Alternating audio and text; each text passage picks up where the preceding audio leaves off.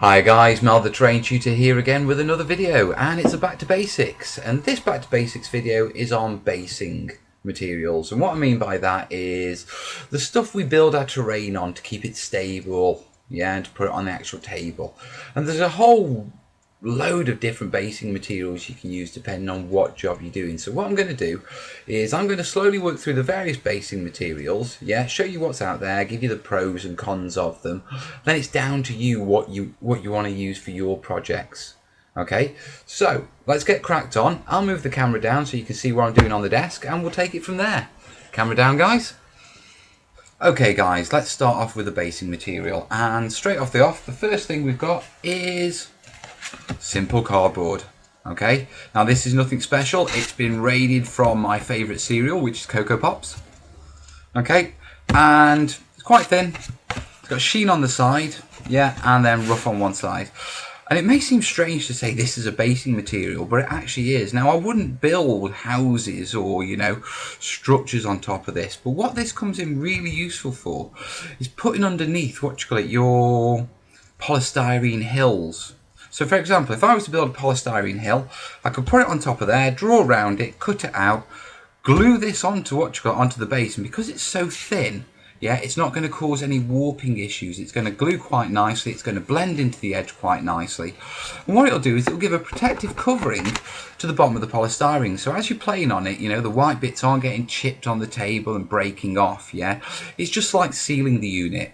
You know, on some small hills I use papier-mâché to seal the top so it doesn't break off, and then very much so cardboard to seal the bottom. Now the other thing you can use this for is for really small pieces. So if you've got, you know, a tiny little sort of scatter terrain such as melted rocks, etc., you can cut round, you know, make a simple base, and because it's so small you've got no warping issues. I wouldn't use this in any situation where the cardboard is extending beyond the model.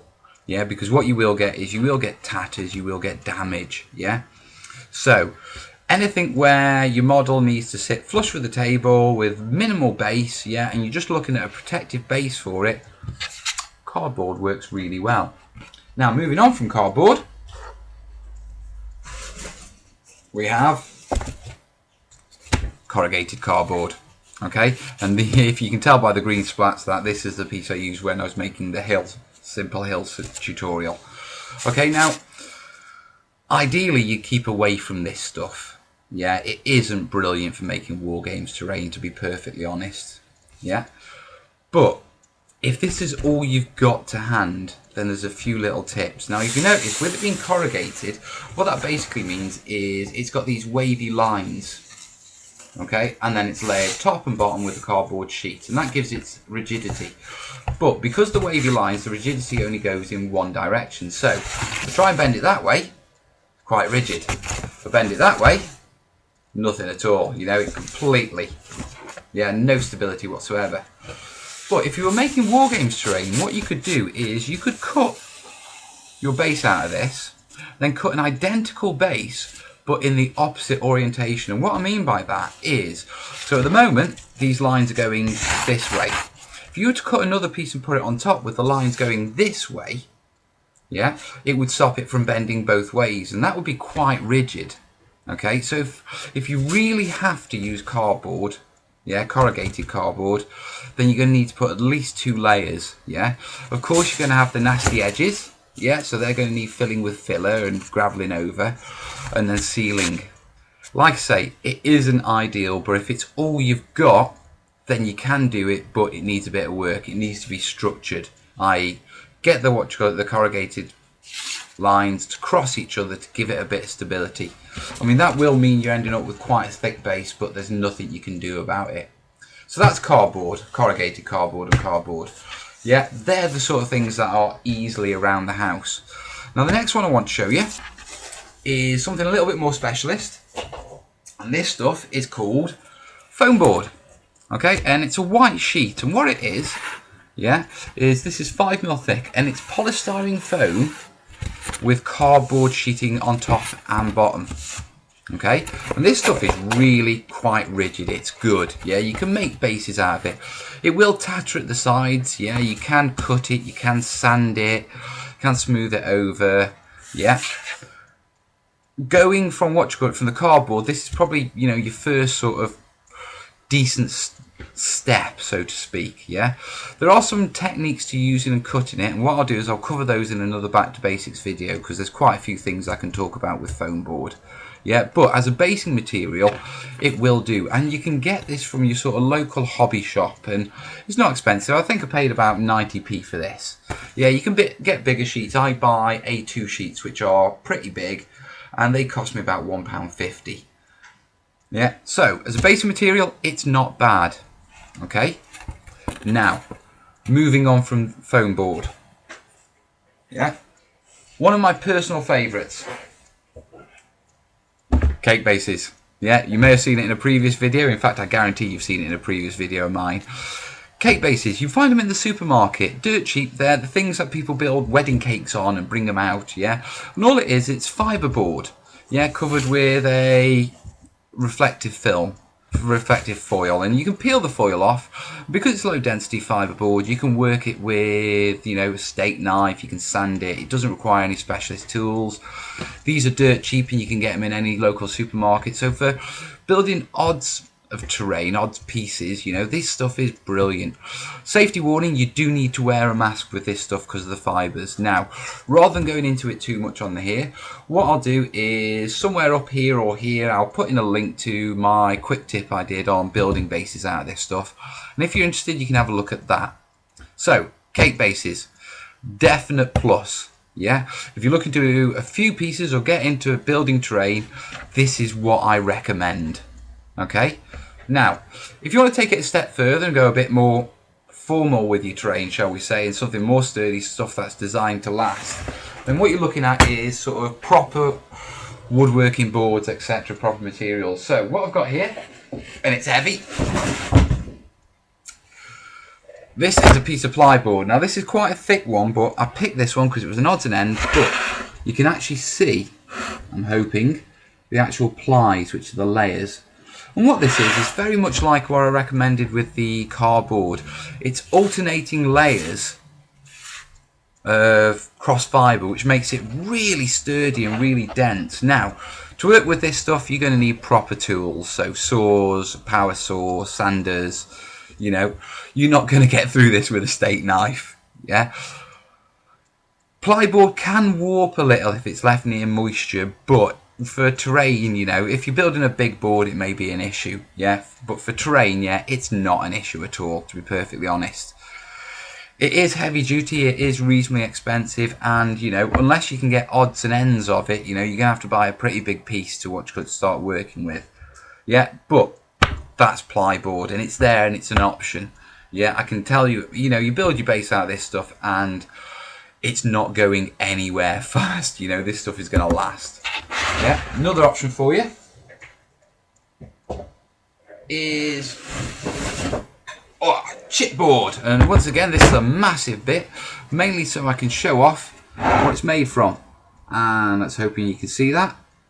Yeah, and all it basically is lots of wooden chips, yeah, mixed with glue and literally squeezed down and compressed and hardened, and this is hard as hell. Yeah, it will not warp. Yeah, not for war games. You know, you build a house out of it and you don't bolt it down, nail it down right, you might get a little bit of moisture warpage, but you know, for terrain, it's not going to warp. Yeah, it is fibrous. You are going to need proper tools to work with it. Okay, it does chip everywhere as well, so you know, be aware of that. Because it's chips, it doesn't cut really smoothly. You're going to have to sand it down. Yeah, but I mean, if you're building a mammoth castle and you want it to be a centerpiece, then something like this is going to be a brilliant base for it. Obviously, this is very thick, and like I said, this is mainly so you can see what it's made of, the fibres there. You know, I wouldn't actually make a piece of terrain out of this, to be perfectly honest. Right, and then the last one. Now, looking at the last one, yeah, this is a piece of 5mm MDF. Okay, and this is my scrap board, to be perfectly honest. This is what I let the kids do their projects on. You look at that side, you can see all the paint marks and all that sort of thing, and it just protects the surfaces, but it's a good piece to show you with. Now, you can get this from most builders, merchants and DIY stores. You can buy it in 2x4 sheets relatively cheaply. They're only a couple of quid. Yeah. You can use a coping saw on this stuff. Steak knives don't do too well, to be perfectly honest, so you are going to be looking at a saw, but you're only looking at a coping saw to cut through this stuff. Obviously, if you've got a power saw or a jigsaw, you'll easily cut through this stuff. Couple of words of warning. Yeah, it's highly fibrous, so if you're going to be working with this stuff, wear a mask. Always wear a mask. Yeah, because you don't want the fibres getting in your lungs, you really don't. It's available in 5mm, yeah, which is perfect for gaming because it sort of matches the standard base. Yeah, so your terrain will be on bases that look similar to your models, yeah, and it works well. Other than that, there's not much I can say about it. It doesn't really warp. It's really sturdy. Ozzy, calm, lie down. As you can see, we've got a pretty good alarm there for in case anyone knocks on the door. So, my final recommendations, yeah, are, if you just want to seal a bit of polystyrene at the bottom and protective, or some small pieces that have no extra rim going around them, are simply the structure, cardboard works wonders. Yeah, cheap, simple, flush, won't warp when it's put against something solid. You know, and as long as there's no edges sticking out, there's nothing to get tatty. If you're looking to get into building terrain, okay, I'd recommend you start with these because they're so easy to work with, they're so cheap, and they're so available every supermarket, you know. So, cake bases. Yeah, if you're looking to build a collection of terrain, you know, and you're really going to get stuck in and produce, you know, a table's worth, yeah, then I'd recommend MDF. Simple as that. You know, you're going to need a coping saw to work with it, but they're only a couple of quid. And it's good for... sorry for stumbling, but basically it's a good bit of kit for basing. So this is my final recommendation. Obviously there's other materials, there's other wood you can use, you know, but I'd stick with what I'd recommend, to be perfectly honest. Yeah, cardboard for simple stuff that has no extruding edges. If you're building only a few terrain pieces, or you're giving it a go as a hobby project, go for the cake base because of expense and availability. Remember that dust mask. And then if you're building a table's worth, go for this lot. Now I'm going to quickly move the camera up. Alright guys, right, dead simple. That's the main basing materials. Give it a go. If you've got any comments, drop them in the comments. Yeah, if you want to check me out on Facebook or Twitter, I need to start using Twitter properly, to be truthful. Or check out my website, just search for The Terrain Tutor, you will find me. You'll also have noticed I've dropped the intro and exit graphics because, you know, I thought they were a bit naff, and to be truthful, I'm more about the video than the presentation. Yeah. So, there's basing, guys. Yeah. Hopefully, you'll find it useful. Yeah. Anything you want to say, drop it in the comments or drop me a line. In the meantime, have fun, guys, and I'll see you soon. Catch you later, guys. Ta-da!